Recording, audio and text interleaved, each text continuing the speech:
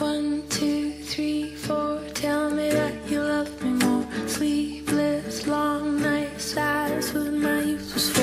Oh, teenage hopes are alive at your door. Left you with nothing, but they want some more. Oh, oh, you're changing your heart.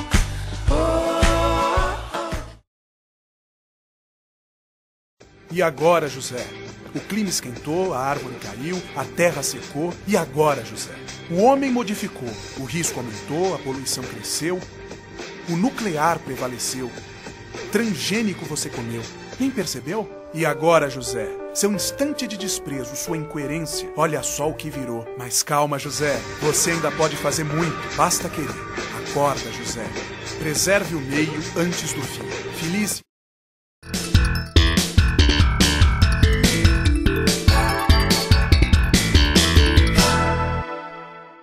O Teleuniversitário está de volta.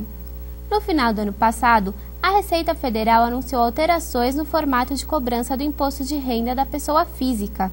Com o objetivo de beneficiar a classe média, foram implantadas mais 2 alíquotas intermediárias. Entenda essas mudanças no quadro Seu Bolso.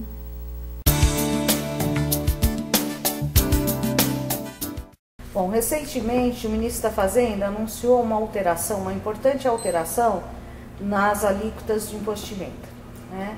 Acho que a grande pergunta do trabalhador é de que maneira isso vai afetar, principalmente para o trabalhador que não paga imposto de renda, né? Essa mudança das alíquotas, ao desdobrar, criar mais novas faixas de alíquotas, ele desonera um grande grupo de pessoas. E faz uma renúncia fiscal importante, aí, algumas estimativas em torno de 5 bilhões, mas independente disso, os trabalhadores que não pagam, ou não chegam a pagar imposto de renda porque estão isentos, essa mudança ela é muito importante para a economia brasileira, como uma mudança preventiva à crise internacional, né? O que significa liberar alguns bilhões de reais do imposto de renda. Significa que as pessoas que foram liberadas, que são da classe média principalmente, poderão consumir mais. No momento que a gente está atravessando de crise internacional, quanto mais se conseguir manter o consumo em alta, melhor para combater os problemas dessa crise. Consumindo mais empregos serão gerados, né? Mais renda haverá para gerar esses empregos. Então, qualquer iniciativa do governo em desonerar o trabalhador assalariado de tributos, acaba sempre favorecendo o conjunto da economia, e não só aqueles que vão pagar o imposto. Você sabe o que está comendo? Alguns ignoram, outros se preocupam apenas em saber a quantidade de calorias. Que informações são obrigatórias em um rótulo? Como usar tais informações para manter uma alimentação balanceada? Para saber mais sobre isso, Teleuniversitária recebe agora a professora Elaine Guaraldo, mestre em Alimentos e Nutrição e professora do curso de Nutrição da USCS. Professora, boa noite. Boa noite, Mariana. Primeiramente, é interessante explicar que existem algumas regras, assim, quem as estabelece, quem cuida disso?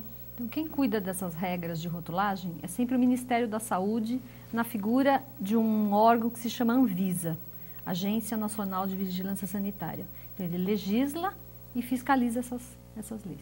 E todos os produtos devem conter rótulos? Tem alguma exceção? Então, em primeiro lugar, é preciso que a gente diferencie essa palavra rótulo, né? O rótulo é tudo aquilo que identifica um alimento. Uhum. Então, existe o rótulo geral, é o rótulo que conta um pouquinho sobre esse alimento. Que alimento que é, que marca ele tem, que peso ele tem, até quanto ele dura, como eu preparo. Isso é o rótulo geral. Mas eu tenho o rótulo nutricional, é uma outra informação que está dentro da rotulagem geral.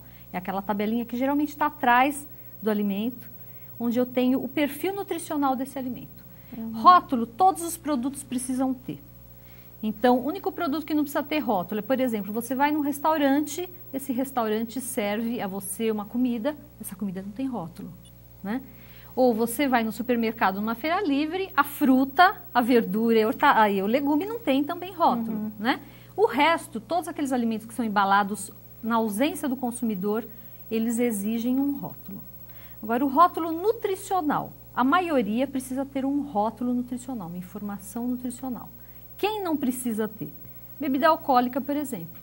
Né? Você não pega um vinho e vê valor calórico do vinho, porção calórica do vinho. Mas você vê o rótulo, quantos ml ele tem, onde ele foi fabricado, quem importou e etc. E como funciona a informação nutricional por porção? Bom, se você, antigamente, os alimentos tinham uma informação nutricional e essa informação era dada da maneira que o fabricante desejasse. Então as pessoas liam e não conseguiam compreender, né? O que é essa informação por porção?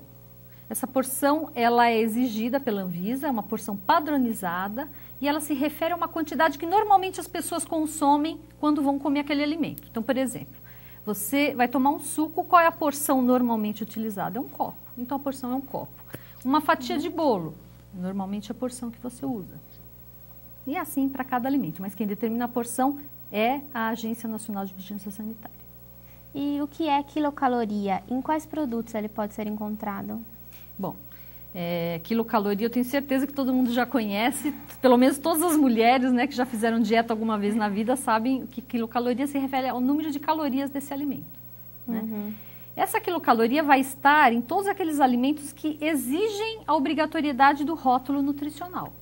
Né? Então, por exemplo, uma bebida, um suco, um alimento congelado, todos aqueles que precisam de informação nutricional têm obrigatoriedade de ter a quilocaloria na sua informação. E outros nutrientes também, não é só a quilocaloria, né? Então, proteínas, gorduras, a famosa gordura trans, que a gente ouve falar todos os dias no jornal, sódio, fibras. Então, não é só a quilocaloria que é o mais importante para a gente olhar dentro de um alimento.